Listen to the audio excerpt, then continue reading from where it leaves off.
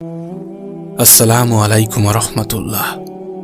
আচ্ছা, আপনি কি কখনো কোনো পরীক্ষার সম্মুখীন হয়েছেন?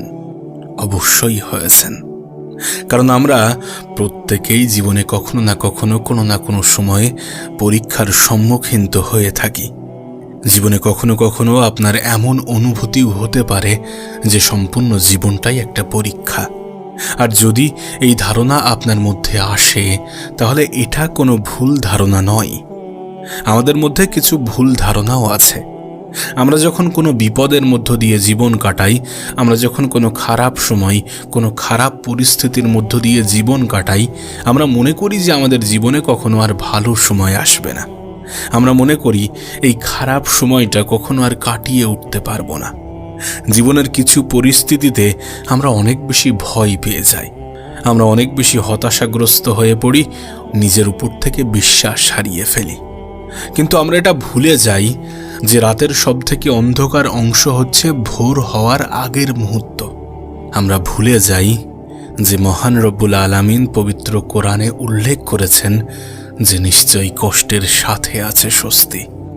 আর যেখানে আমাদের সৃষ্টিকর্তা, আমাদের রব এমনটা বলে, সেখানে আমাদের অতিরিক্ত টেনশন, অতিরিক্ত মন খারাপ, অতিরিক্ত দুশ্চিন্তা বৃথা ছাড়া আর কিছুই নয়। আজ আপনাকে এমন 3টি লক্ষণের কথা বলবো যেগুলো ইঙ্গিত দেয় যে কষ্টের দিন খুব দ্রুত শেষ হতে চলেছে। তবে তার আগে বলবো যে জীবনের পরিস্থিতি যেমনই হোক না কেন, রবের উপরে বিশ্বাস রাখা, আল্লাহর উপরে বিশ্বাস রাখাটা গুরুত্বপূর্ণ।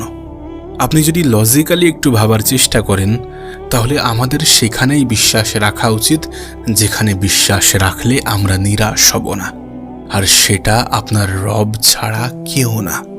তবে চলুন জানা যাক এমন 3টি লক্ষণ যেগুলো ইঙ্গিত দেয় যে কষ্টের সমাপ্তি খুব বেশি দূরে নয়। একটা জিনিস আপনি খেয়াল করেছেন কিনা আমি জানি না, তবে আপনি যদি খেয়াল করেন তাহলে দেখবেন স্বস্তি আসার ঠিক পূর্ব মুহূর্তে কষ্ট যেন চরমে পৌঁছে যায়।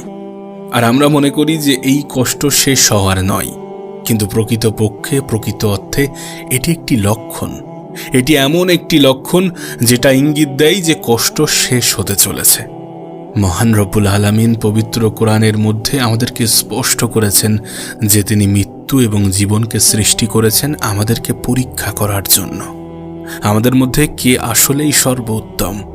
তাই আমরা যত বেশি স্বস্তির কাছাকাছি যাব, সংগ্রামটা ততটাই কঠিন হতে পারে। প্রসব বেদনায় কাতর একজন মায়ের কথাই ভাবুন না। সবচেয়ে তীব্র যন্ত্রণার পরেই একজন মা সন্তান লাভের সবথেকে আনন্দময় মুহূর্তটা উপভোগ করতে পারেন, উপলব্ধি করতে পারেন। আসলে আমরা বোঝার চেষ্টা করি না। রাতের অন্ধকার এবং সকালের আলোও তো আমাদেরকে এটাই বোঝায়।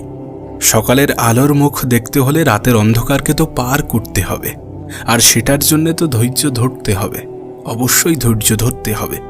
প্রতিটা মুসলিম ভাই বোনেদের জীবনের কঠিন সময়গুলোতে ধৈর্য ধরাটা অনেক অনেক বেশি গুরুত্বপূর্ণ। কষ্ট সমাপ্তির সবথেকে বড় লক্ষণগুলির মধ্যে অন্যতম আরেকটি হলো যে আমরা রবের খুব কাছাকাছি অনুভব করব। আমরা আমাদের আল্লাহর খুব কাছাকাছি অনুভব করব।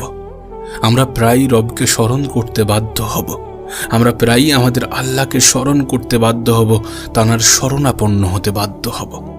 আপনি অবশ্যই শুনেছেন নবী পাক সাল্লাল্লাহু আলাইহি সাল্লাম বলেছেন, যখন আল্লাহ পাক কাউকে ভালোবাসেন তখন তিনি তাকে পরীক্ষা করেন। আপনার কষ্টগুলো কিন্তু একটা ইঙ্গিত দেয়, একটা বার্তা দেয়, আপনাকে বলে, আপনাকে বোঝায় যে আল্লাহ আপনাকে অনেক বেশি ভালোবাসেন। আর সেই মুহূর্তে যদি আপনিও রবকে স্মরণ করেন, তাহলে রব খুশি হয়ে আপনার কষ্টগুলোকে দূর করে দেবেন। তাই কষ্ট দূর হওয়ার এটি একটি লক্ষণ যে আমাদের প্রায়ই রবের কথা স্মরণ হয়, আমাদের আল্লাহর কথা স্মরণ হয়। যখনই আমরা বিপদে পড়ি, রবের শরণাপন্ন হতে বাধ্য হই।